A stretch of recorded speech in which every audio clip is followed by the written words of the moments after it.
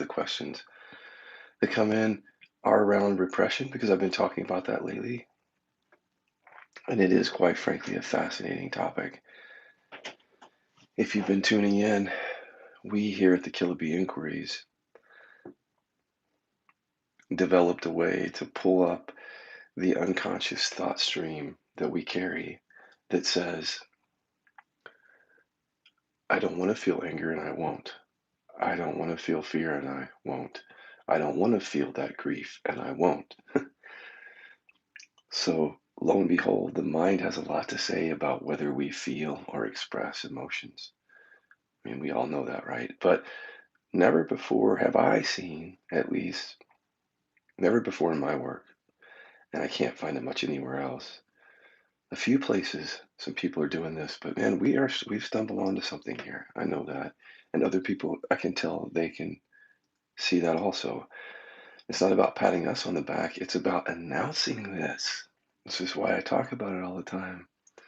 Not so that people will make it about me, but so that people will hear this, because I know that there's lots of benefits to this work. We've discovered a way to lift emotional repression. That's no small thing, um, because it's a really difficult subject to deal with. I think a lot of people think they're dealing with it. I think I thought that I was dealing with repression, and I wasn't.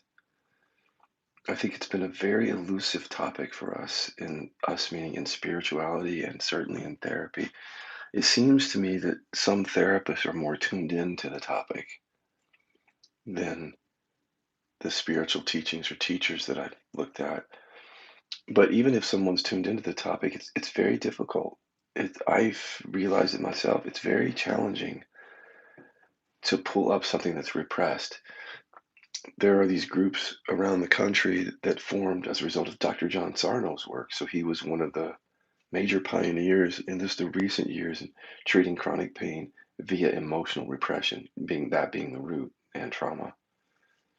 So there were doctors who picked up his work and they started these groups. And in these groups, people are, like expressing anger to dad that they never expressed and expressing fear or grief. And the idea that these people are in chronic pain and it helps them.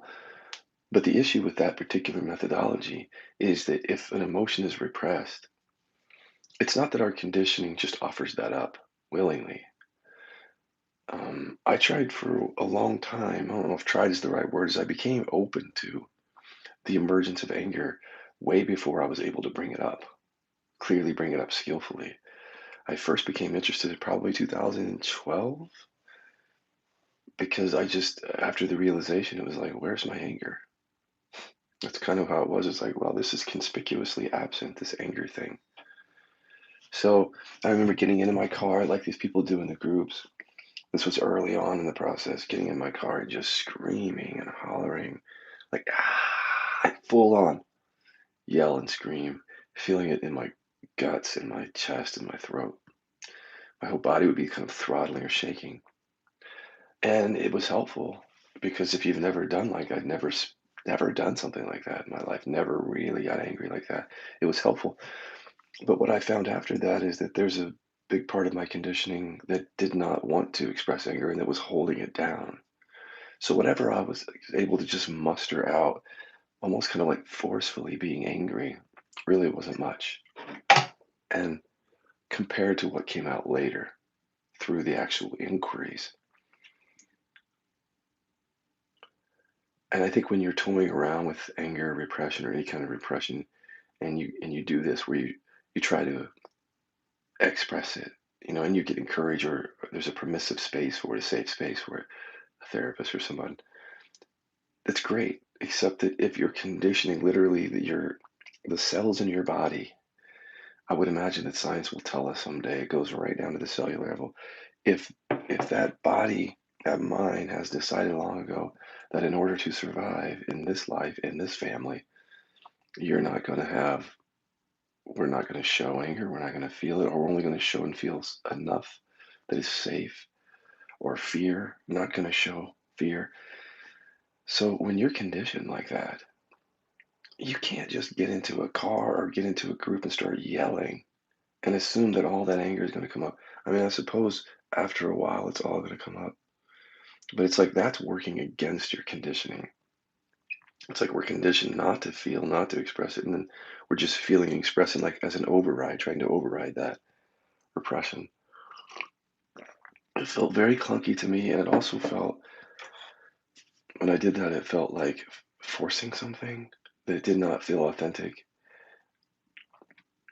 And so slowly I opened up, and I mean slowly, to the possibility that there are inquiries that you can do. And so I think I opened up to that possibility maybe in 2013, but the actual inquiries weren't fully developed around that until like 2018 or 19, actually 19 or 20, frankly. So you can see a number of years that I wasn't able to skillfully bring that to the surface. Now I can, and now I've learned how to. And a lot of you are learning how to, and that's why I'm getting so many questions. I just wanted to say all that for those who tune in and they're thinking, where's Scott's non-dual pointing? Well, just so you know, it's actually all over YouTube. It's in every single of all six of my books. But now, in this stage of my teaching, I want to talk about a more robust, comprehensive awakening that is fully embodied, that that is as much human as it is transcendent. Because that's been the awakening for me, is like waking back up into being human, and that's just a phrase and it's just a story. But it's the best one that I can explain to you of what it's like after leaving the transcendent stage. Like the transcendent is like nobody, no one, quite a bit of bliss, a lot of love. Which by the way, those byproducts are here every now and then, but they were really important in the beginning, the transcendent, the peace that passes all understanding, all that stuff. Wonderful. I love it. But what I'm saying now is that things unfold, life goes on, chop wood, carry water, that kind of thing. So the work has been on a very much a human level for me, and I think there are a lot of you out there for which the work is becoming. I don't know if I want to say human. It's not bypassing anymore. That's what it is. I found the words. At this stage in the game, if you're paying attention to our inquiries, the Kill inquiries, you can see how I feel very delightfully we have placed little tools and things in this way of looking that make it virtually impossible. I mean, you can still bypass. It's really difficult with this work. Ask anybody who does it regularly. It's really difficult to bypass because even if you bypass the things that you learn in terms of how to ask questions and what these inquiries are really designed to do, you can't unsee that. Like you can see that the inquiries, if you use them, will take you down pathways in your consciousness that you've never been. And then that might be where the lack of readiness comes up is once you see that, then there might be kind of a bypassing that comes up. It's like, nah, I'm not going to go down that road. Or I'm only going to go a little bit down that road that Scott's talking about. For example, anger, repression, trauma, shame, all things that deeply affect our lives. Even in the transcendent, like that stuff is still, that's the stuff that has to get worked out in the awakening for most people. So it's human in that way. That's really fucking exciting after history of so many ways of bypassing in spiritual teachings that we have done this. And so what we're building now is a way that it makes it harder to do that. So to the question here, there's a couple questions on repression, of course. That's why I'm talking about it. And they're good ones. This is a really good one. You can tell that this kind of question comes from someone who's doing this repression work. It's not someone who's just sitting and philosophizing about repression. It's a very much a practice question. I'd like your feedback on dealing with repressed anger when it arises with shutdown. I have noticed during inquiry into some of my developmental complex trauma that both arise simultaneously. There is a collapse and pain around some of the deficiency stories acquired when young, and at the same time, intense anger, rage associated with not being seen, not being loved or valued. In the context of repression work, do you recommend following each separately and allowing them to reveal, or do you do them simultaneously? Um, so here's how I see it. I don't know that the way that I see it is the right way, but I'm just basing it off. I always want to go to my own experience and not like theorize. I have definite experience with going through the anger repression inquiries, which, by the way, for those of you who don't know, they're designed to pull up the thought stream in your mind that persistently demands that you do not feel or express anger, do not feel or express fear, do not feel or express a particular emotion. And that's a real thought stream. And we've figured out a way to kind of make it conscious. So this person has made it conscious. So just so you give context to understand, he's not sitting around pontificating. He's not thinking about this.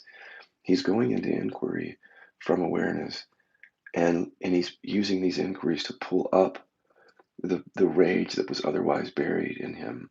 And when doing so, he's also seeing there's like a shutdown that happens simultaneously.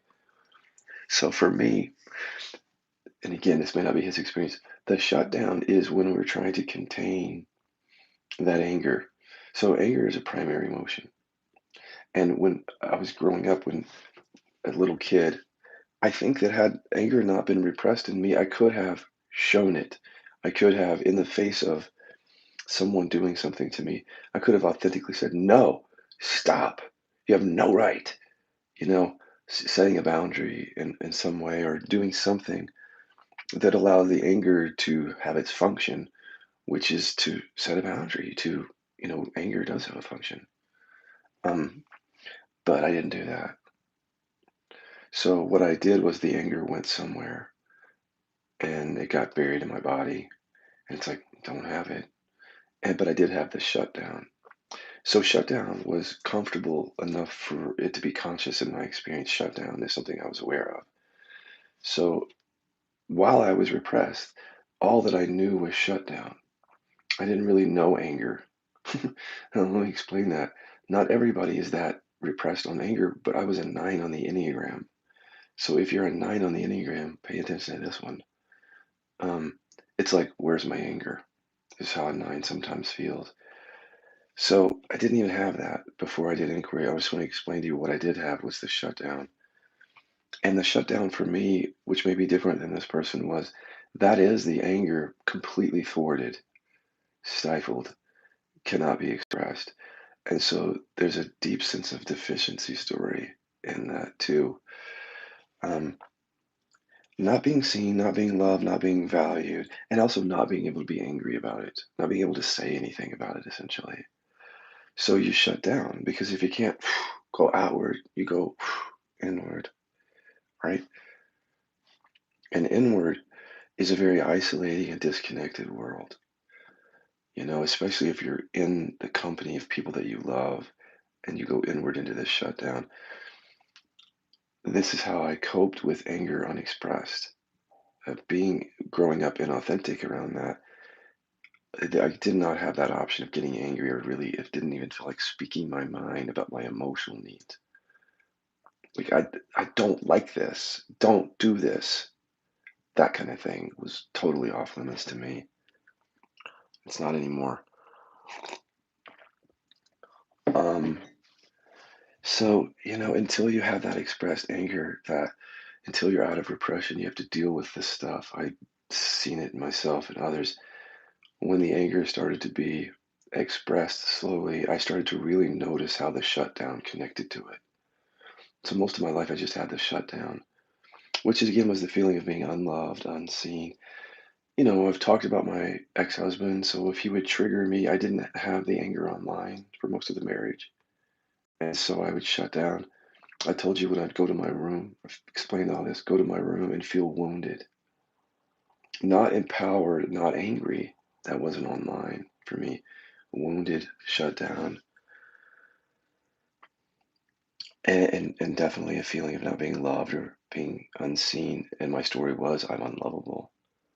So in that shutdown and lack of empowerment, a lot of self beating up. So that felt like that had to happen because I couldn't express myself. See, as I look back now, or as I've lived now, being able to express, to say no, stop. You're not allowed to do that. Immediately stop. Forcefully yelling if I have to was so empowering. Setting boundaries became so empowering that the shutdown just stopped happening, slowly stopped happening. But as the anger became more conscious, what I noticed is that sometimes the old story that I can't feel and express it would come in as I was transforming through this. It's like the shutdown state was there most of my life, right? Deficiency story, shut down, submit to the dominant force. That's what it was like. For me, it was an archetype, a bully, but other people became that for me. And in the face of that energy, I shut down. So as soon as I began to do inquiry on being able to express, the shutdown stopped. It really wasn't happening that much at that point anyway because of all the work on deficiency story. But when it would arise, I started to notice that it would arise in conjunction with unexpressed anger. So fast forward to the period of time where I'm doing this kind of work that I think that this person is doing. I had to give you all that context for that. Yes, you do have to have context around this because everyone's in a different place with this aspect of the work. So where he is, it seems like, is he's beginning to inquire into and literally make conscious the buried rage. And so maybe he's noticing that shutdown. And again, I don't want to jump into your experience and say, oh, this is what it is. I can only share what my experience is, and then you can take whatever you want from that. Being able to then express it as doing repression work, voice coming online, boundary setting, all that stuff, voicing my needs, voicing my wants, all that.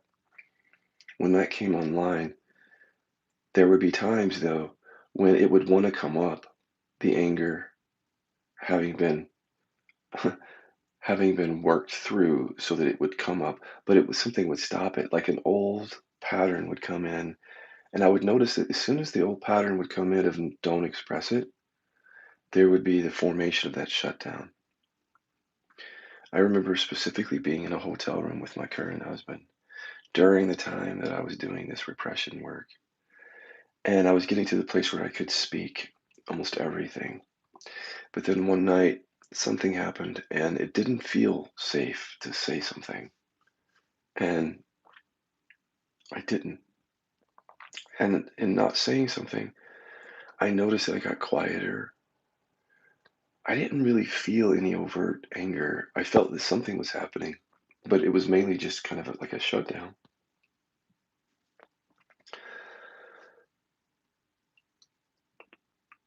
And from that shutdown, I couldn't speak. It felt like the old days when I couldn't speak and I was in that very contained world. And in that, it felt like, yeah, in that, it feels like because you're not expressing anger, you can start to get into like stories of sadness or or victimhood, um, deficiency. That's where what that shutdown does. It gets you into that very small world. So what I recognize, here's the beef. What I recognize in that moment of shutdown is that is telling me that I'm shut down. That is telling me that I'm repressing anger. Also, the expression of it, not just the feeling of anger, but the expression of it, which I want to get to in a second. In feeling shut down, it was about not expressing it. This is the thing. Anger repression, there are two levels of it. It's not just not wanting to feel it, it's not wanting to express it. So in that moment of shutdown, I was feeling something. The anger was just slightly there, but on top of that were these other feelings of around the shutdown. The just whatever feelings. They're not overt anger. They can be pouty. They can be punishing types of thoughts and feelings. They can just be distance, isolation. I don't want to talk to you. Ignoring, that kind of thing. The answer was so simple. It was in the middle of that shutdown, I turned to my partner and said, I think I'm repressing because I'm shut down now. And the word that I used was disconnected. Because there's something about when Chester and I are literally being authentic, like not hiding anger, also not just doing putting it on each other, like but not hiding it and not hiding our viewpoints and our concerns, our wants, our needs. It's a connecting thing. It connects people. Emotional honesty is really good for intimacy, not just sexual intimacy, but intimacy with the people that you love, family, friends, but here, partner. So when you start to experience that with someone, real authenticity, these moments of shutdown become glaringly obvious, is what I mean. So the answers seem to be authentic. But in that moment, I couldn't because there was a shutdown. The shutdown was not just, here's the thing, the shutdown was not just believing I'm a deficient self and all that. It's literally because you're not expressing authentically, literally shut down. So for me, the answer was just to go back into repression inquiry from there, to understand that I'm shut down because of the repression. It's like a wave of the repression is coming back. So what did I do as I went into inquiry? I can feel and express this no. And I sat with the no that was coming up that night. And then in sitting with it, I think my mouth began to open. And it wasn't even anger that came out. I think I just said, Chester, this, and this. And as soon as I did, the shutdown was over. The thing got expressed. It was authentic. And there was no reason to isolate or disconnect.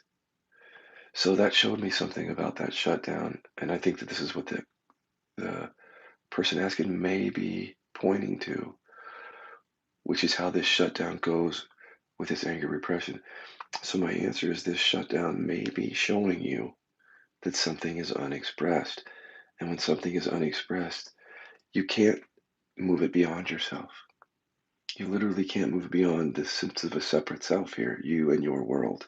You cannot express it to another, so it gets contained in your little world with all of its stories that come in and beat you up and so forth. So my answer is yes, you can do inquiry on the deficiency story during the shutdown or the shutdown story. But what I'm saying is that pay attention to whether that's actually there because something is unexpressed.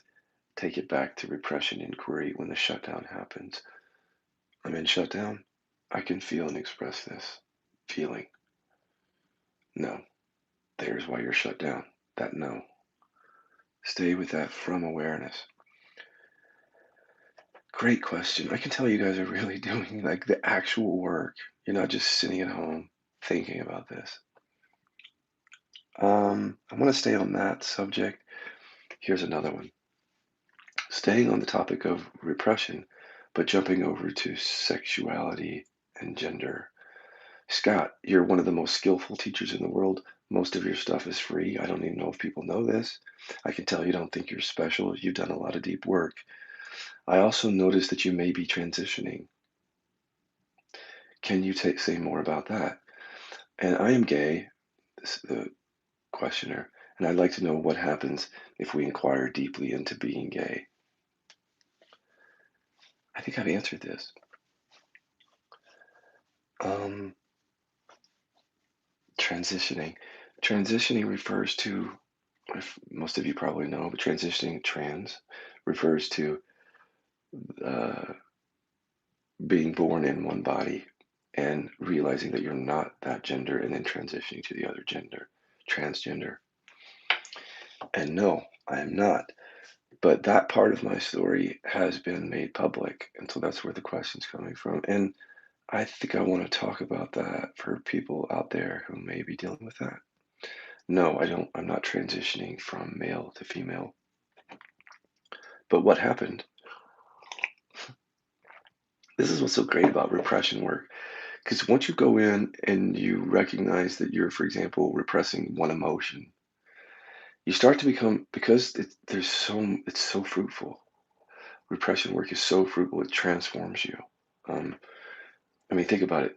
Me going from a very quiet, peacemaking, agreeable, people-pleasing ego to none of that, really. None of that. And I mean, yeah, I can make peace still, but there's no movement of survival around that. There's no, and so it's such a transformative inquiry. When I did it on anger, it was like, what else is repressed? Because that's very fruitful. And then I went around the full spectrum, and I've shared that about repression of joy, love, enthusiasm, happiness, gender, sexual orientation, um, voice, self expression, repression of self, repression of anger, repression of fear or anxiety, of despair, grief, shame. We can repress anything. And I do feel that the work of awakening has to include this because these repressions where we're not authentic. You hear that word in spirituality, and it sounds just like a catchphrase until you start doing repression work. I mean, I don't know if it sounds like a catchphrase, but it's like, how do you be authentic when you're repressing a lot of stuff? It's like a catchphrase. If you haven't lived the transformation, it's very difficult to be authentic when you're repressing things. It's almost the definition of being inauthentic is not showing up how you are. So when you see it in one area and the anger starts to lift and you start to recognize how good that feels in the body, not to be angry, but to have that accessible and not repressed, it literally feels good. It makes the aliveness more palpably alive. It's the embodiment piece of this, right? To bring this stuff up instead of hiding in our bodies. So I became interested in what else I'm repressing. And I looked at everything. And the other area where I was repressing a lot was in gender. So I'm going to share this so that this is clear and maybe everybody will know what's going on. Then I'm going to talk about being gay and inquiring into that.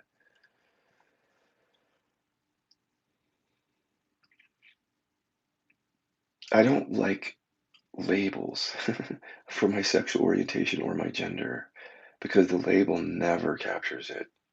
But I can tell you that the label of man does not work for me, nor does the label woman work for me. And I didn't know that until I did repression work. So, no, I'm not transitioning from male to female, but I did do deep work about repressing the feminine in me. And that was a result of bullying that happened. The bullying, I perceived it as they were bullying because this aspect of me, which as a kid, I would say the creative, sensitive, feminine part of me, even as a kid, I talk like that. After the bullying, I would say things like that. They repressed that part of me, especially once I knew fully that I was gay. So that's always how the bullying, the trauma felt, is like the trauma was about s- stomping that out in me. Hmm. So they did that, or at least I perceived they did that, and it wasn't until I got to repression inquiry that I re-owned that. It's when repression is very difficult work to do. All the inquiries that I've done didn't get to it. That's how deeply hidden and unconscious it is. And that's how this part of me remained. It was a matter of survival. So I didn't do it consciously. I'm going to tuck this part of me away because it's very dangerous and the world is dangerous. In the repression inquiry, then, when I brought up, I can express my feminine nature. I can be a woman if I want to be. No, no, it's not safe. It's dangerous. You will never do that.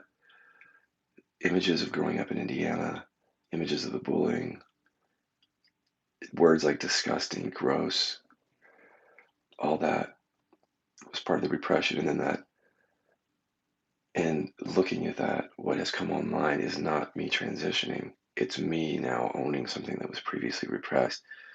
So when it comes to labels, the word non-binary is probably how it's closer to the non-dual.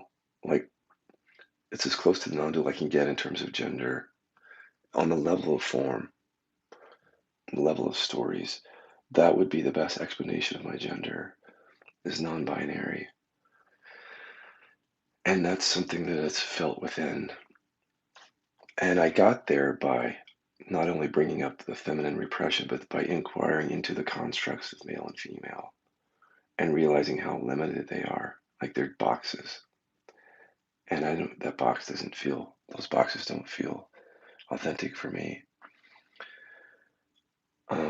Yes, so that's where it went. And then so this person was watching that, I suppose, and thought, well, he's inquiring into that. Maybe I can inquire into being gay. But the question, I can't tell whether you want to inquire in to get rid of the gay or if you want to be more open. There's two different questions. Here's what I want to say to everybody who's listening who doesn't think this applies to them. What I've come to see in people's lives, and if you read the Kinsey report, if you haven't read the Kinsey report or anything around Kinsey or sex studies or sex surveys, basically what they're all saying, and what I see in my own experience with clients is gender is on a spectrum or a continuum, just like sexual orientation. And we live in a culture where there's a kind of false binary choice, and we are rewarded and approved of when we fit ourselves within a box. Whether it's a sexual orientation box or a gender box, we get approval. So that approval and these social constructs can keep our authenticity from coming to the surface. So I'm working with people now or have lately who, like in their 50s and 60s and 70s, are starting to recognize their bisexuality or their gender nonconformism later in life because they didn't have access to the world's changed. So it's more acceptable, and they have inquiry now to get at the roots of that repression. It's fascinating to watch. Um, so understanding that first, that it instead of it's black and white, instead of gay, straight, male, female, it really is more like a spectrum. So I would say that gender and sexual orientation are actually much more relevant than we might think in terms of authenticity and awakening. Look at Francis Bennett, for example. Francis apparently transitioned from male to female, spiritual teacher. I don't know what happened with him, but I would assume that that's part of his being authentic, that had to unfold. And if there really is a spectrum for all of us, that's going to be part of our unfolding at some point, even if we're 70 years old when we first deal with it. What's been fascinating to me is how cunning and how effective the repression mechanism is in us. I'm blown away by its intelligence, watching it in people, watching it in myself, and hiding from myself within my consciousness for years, decades, the feminine aspect of myself, just literally repressing it. And I think a lot of us are doing that with regard to gender and sexual orientation because we have to survive in this world. I know I was going to say this much about this, but this is something important to me because I'm working with people with these issues. Let's talk about inquiring into gay to get rid of gay. Don't think it can happen. I would not personally use inquiry for that reason. I understand that there's a lot of pain and shame for people who haven't come out yet and who, instead of dealing with those feelings, would rather inquire that away and just sort of live a quote unquote heteronormal life. Mm-mm. You see, for me, when I just look at from a bypassing element, I would say to someone, go through those feelings, bring those feelings up, even if you end up not acting on it, be authentic around those feelings. Those are the kinds of things that that people try to run around in spirituality. Like, I don't want to feel this shame. I don't want to feel the fear of having to speak the words that I'm gay. I don't want to feel that. And that's what we mean by repression right there. So you can tuck that away, but more likely there's going to be ramifications to that. There are studies, for example, that people who are in the closet or transgendered folks have a higher degree of chronic pain because they have a higher degree of repression. So this can become physiological, is what the science is starting to say. It's not just cultural or relational. This is physiological for us. It can be. What we repress, those aspects of ourselves that are authentic, repressing that can end up being very painful. Um, so even if you could inquire the gay away, I would suggest that you don't, because in inquiring the gay away, the repression is at play. So essentially, you might be reinforcing repression. For no other reason, I wouldn't do that. I don't think you can inquire the gay away. That's the point. You can't. It's a sexual orientation, whether it's from genetics or learned, it's a very solid one. And here's the thing, what is the psychology behind that?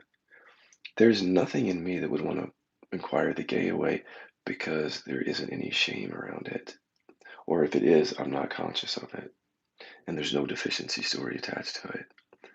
Most of my life, and this is why I think people have difficulty acknowledging it within themselves, they're ashamed and they feel like there's something wrong with them. And that's exactly what we work with the Guilty Bee inquiries is shame and deficiency story. So some people live with that shame and deficiency story and it keeps them from being authentic. So coming out of the closet is a really good way to start embodying awakening because you have to deal with that fear that you don't want to feel, that you've avoided or repressed. You may have to even deal with anger about growing up in a culture that made you feel like you couldn't be yourself. Isn't that could be some anger there, right? But also repressing your sexual desire itself, repressing it uh, can't be healthy.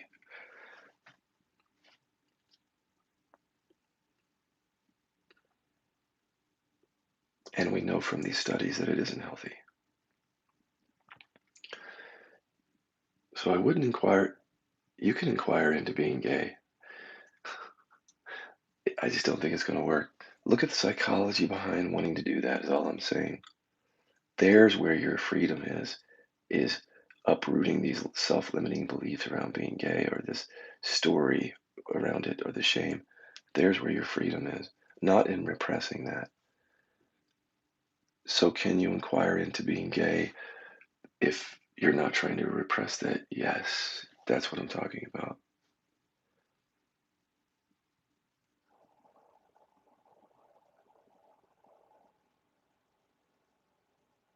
Yeah.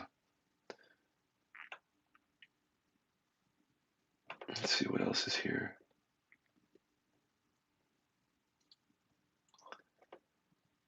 Feels like there's something else I want to say on sexual orientation and gender.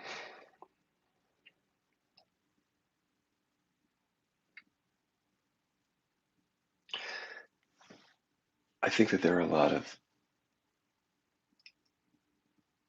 I think that there are a lot of people in our community who would like to explore this issue more. And I think it's scary for people. If you're someone who has been having these feelings, like let's say you're a man and you've had feelings of bisexuality, or you're a woman and maybe you had feelings for another woman in your 20s or something, and you just kind of put that under the rug, and then maybe you marry someone of the opposite sex. That's the kind of thing I'm talking about. There's a curiosity in folks like this that they want to explore what is that? What is that in me? Is that something I want to acknowledge? And then if they're in a heterosexual marriage or relationship, they may feel like they need to keep that down in order to be in this relationship. And That's your right to do that. But that can keep this relationship from being authentic. You have to see who your partner is in that. But if your partner is someone who can handle that information and would like for you to be authentic, you not sharing that can actually add to the inauthenticity in your current relationship. Because with me and Chester, we share everything and it connects us. And if anything that we share with each other is offensive or triggers, we inquire, we talk about it. So if you're in a relationship where you have real thoughts and feelings around something and you're not sharing, immediately there's like a separation there, a feeling of isolation. So coming to work on this can be difficult for people because they've never said to another human being, I don't feel totally like a woman, or I think I'm attracted to the same sex also. They've never said it. So they're not jumping to do sessions with me necessarily because it's hard to say. Just know this, everything is confidential. Notice as even I'm sharing about clients, you don't hear any personal information that you could say, oh, it's that person he's talking about. You don't know who I'm talking about. No names, nothing. It is a safe space to inquire into this stuff. Normally what I'll do, and I have been working with people with these issues for years, is I show them how to inquire into it. I don't just do it with them. I show them what they believe about it, and then show them how to go into it to unravel those cultural beliefs or shame-based beliefs.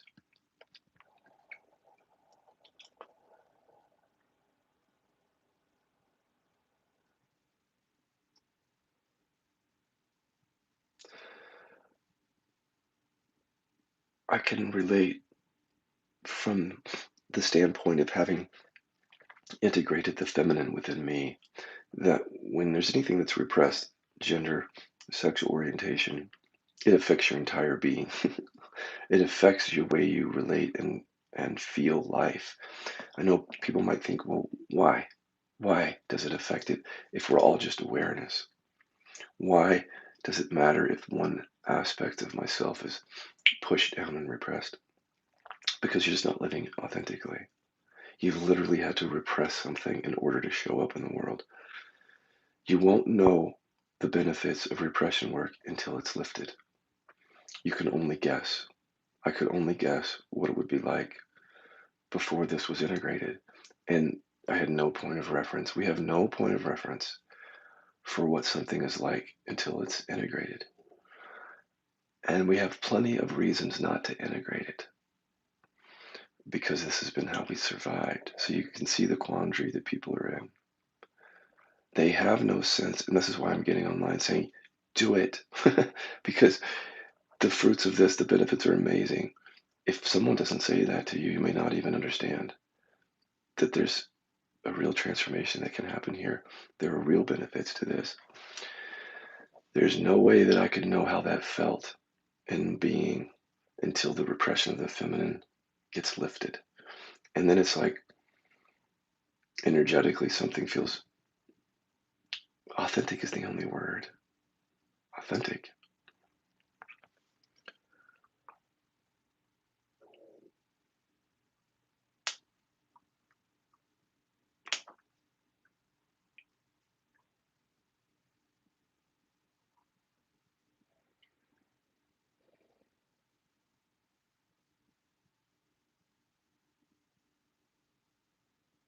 It feels whole.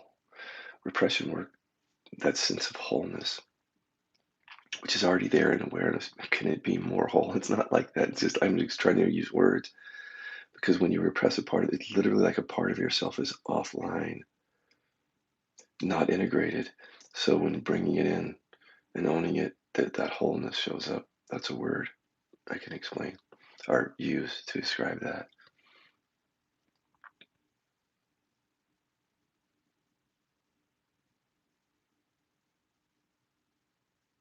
Yeah, come look with me.